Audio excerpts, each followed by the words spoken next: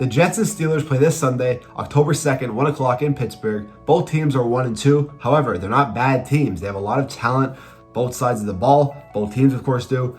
But, of course, they're just off to a rough start. Today, we're doing the preview for the game. Let's get into it. So the Jets had Joe Flacco leading in the past 3 games. 901 yards, 5 touchdowns, 3 interceptions. Looked like elite Joe Flacco right there. He's playing pretty solid, though, for his role. Zach Wilson is returning this week. So, of course, Jets offense is going to look pretty scary, which is scary for the Steelers. Zach Wilson had a pretty solid rookie year last year. Of course, going to be even better this year. On the run game for the Jets, they have Michael Carter, 28 carries for 122 yards this season. Not too bad, but not too good either. The receiving, the rookie Garrett Wilson, 18 receptions, 214 yards, and 2 touchdowns. So, of course, he's off to a solid start. Any fantasy owners out there, if he's not picked up in your league yet, which I doubt he's still in free agency, definitely try to look at him. He's a sleeper, of course. Garrett Wilson is. Looking at injuries for the Jets, George Fant, offensive tackle, he's in the IR. Brandon Echols, he's a cornerback, questionable. I think Quincy Williams, one of the better defensive players for the Jets, he's out as of September 30th. So that's, of course, a big key part of the Jets that they're missing.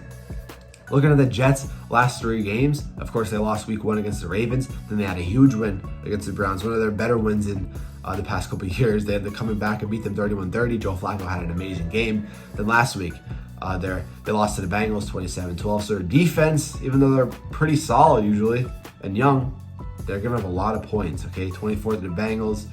24 to the Ravens, 30 to the Browns, and then 27 to the Bengals. So their defense is giving up a lot compared to the Steelers, which we'll get into soon. Looking at the total yards the Jets have, they have about 390 yards a game, 360 yards passing. Of course, Joe Flacco, I think he's like top 5 in passing or close to that. So, of course, he had a pretty solid start passing. Yards allowed, like I said, on the defense, though, still less yards allowed than the Steelers defense with 344 yards. Okay, so the Jets defense, it's up there, I guess. Looking at it now, I mean, they're a young team. They're usually kind of solid, but now dealing with injuries, they're still not doing bad. They're only allowing 344 yards. Is not that bad. 239 in the air, 105 yards allowed on the ground. Moving on to the Steelers now. Off to, of course, a rough start.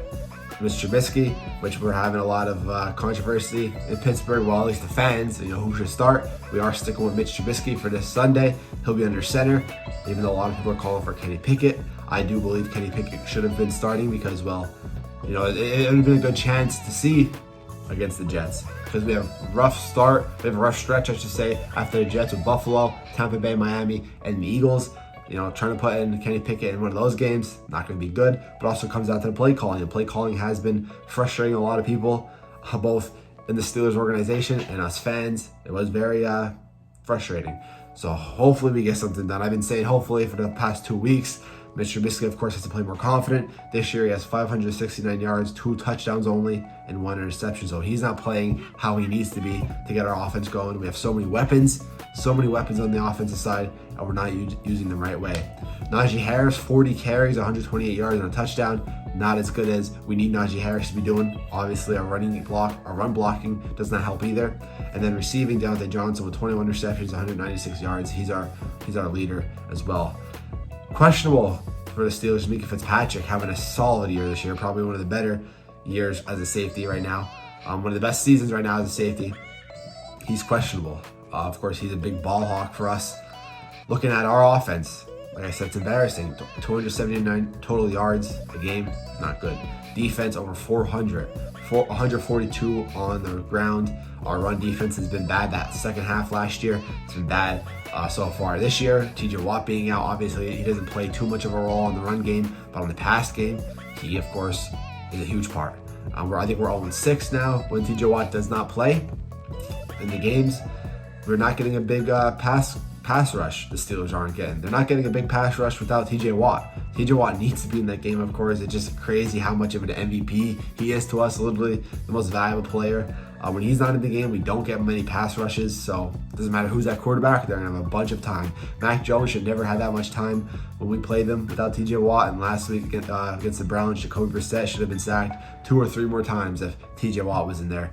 And, of course, that changes a lot of the games. Looking at the Steelers' last 5, they lost to the Browns last Thursday, 29-17. They lost to the Patriots, 17-14. Beat the Bengals in overtime, 23-20.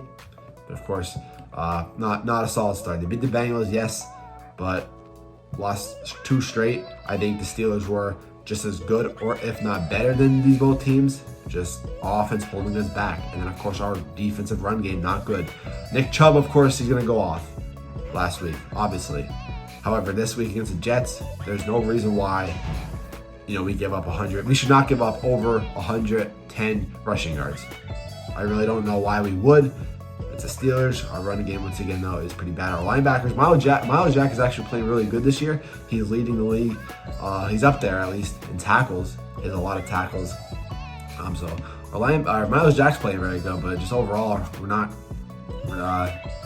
our opponents are just opening too many lanes against us. Of course, having the running backs go, and then we're having also a lot of time, like I said, since we're not having many pass rushing, quarterbacks are running. Our opponents' quarterbacks are running. Mac Jones was having a lot of free time back there, one of the slowest quarterbacks in the league, having so much free time when we play them. Not good for the Steelers. So looking at the pick center on ESPN, Steelers are minus 3.5, minus 180 on the money line. Over under is 41.5. So, I mean, Steelers offense is not good. If they start to play really, use their weapons, George Pickens, Chase Claypool, Deontay Johnson, Freiermuth, and have Najee Harris, get open and let him run the ball more, I can say we get over 20 points, and this could be over for the over-under, but I'm going to say under for this. I really do. Our offense is not that good. The Jets' offense is pretty solid too, but I trust our passing game a lot better. But that's what I say for that.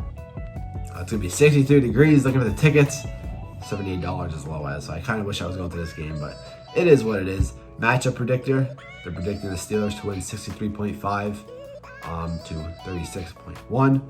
Checking if I need to cover everything else. New York is sitting third in the AFC East at 1-2. So Steelers are sitting at last. I just realized that they were third yesterday, but then they're sitting last at 1-2 because Bengals won. So we were first in division last week.